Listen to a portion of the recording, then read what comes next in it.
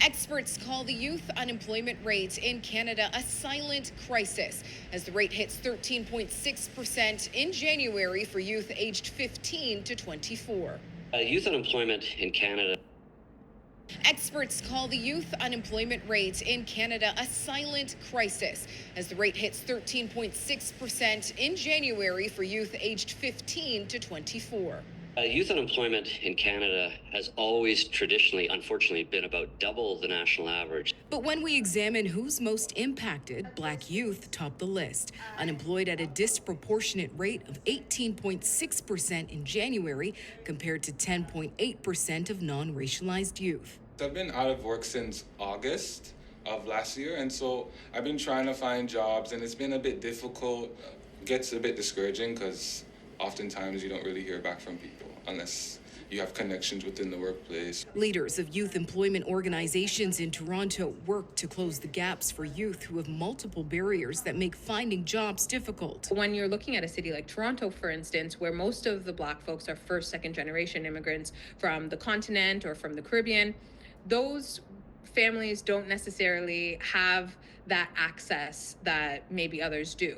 And so we have to create that within our community. Leaders stress access to opportunities, representation, and mentorship are imperative to seeing real change. In Canada, only 1% of executives are Black, and similarly, only 2.6% of senior managers who may influence hiring are Black. So what we're finding is that Black youth aren't provided the same opportunities to work that professional network, and then that's creating a suppressed network. An issue the YMCA's Black Achievers program looks to address. The program was meant to pair mentees with mentors in the Black professional field, which would give them a vision of their future and a roadmap for how they could achieve what they wanted to achieve so that they can see a positive representation of somebody who looks like themselves. Experts say if unaddressed, this issue is projected to have lasting consequences. The King's Trust Canada commissioned a report which found that inaction on youth unemployment was set to cost the economy over $18 billion in lost GDP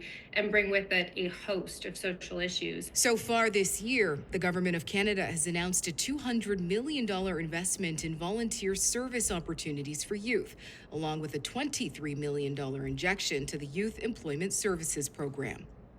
Experts are calling on government, corporations, and community organizations to create an ecosystem that will fuel the next generation of work together.